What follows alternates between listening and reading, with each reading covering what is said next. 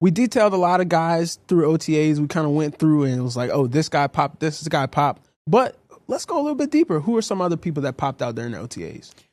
I've talked about Michael Jacobson quite a bit. He's somebody that remains on my list. I don't think he's probably getting on the field ahead of the established guys, but he has a chance possibly to compete for being on the roster as like the fourth guy. Maybe a good system type player. Stallbird had an interception. That's another guy that they signed as a UDFA. Didn't get talked about a lot.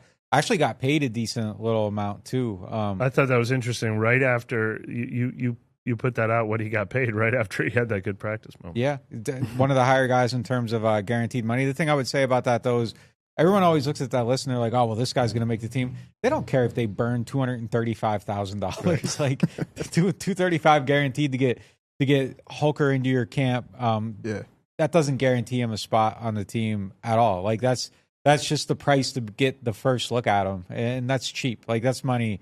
They're going to cut other guys that have way more than that guaranteed on their contract. But it is an indication of what they're thinking about him and what the league thinks about him at the time when they're coming in.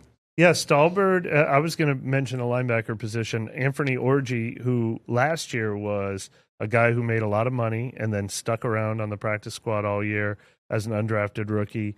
The two of those guys, Orji forced a fumble, and all of a sudden it's like they're not handing out free spots. I mean, like DeMarco Jackson started playing a ton of special teams, could become like a guy like Zach Bond's gone now, so is he going to play a ton of special? But all of a sudden, that is a really kind of fascinating battle to make this team. We don't know when Nephi Sewell is going to be healthy, if his job will be waiting for him. They picked up Monty Rice off waivers last year. Like Stallbird and Orji having two of the biggest plays of the first day of OTAs made me realize, like, that's a kind of a fascinating battle emerging. Yeah, Brandon, anyone you think is special puts their pants on two legs at a time? Well, I feel like at the kicker position, man, I feel like the new kicker, he puts his pants on two legs at a time. He's out there booting it like he got him, He's ready Irish, to go. so they might do things different over there. They might.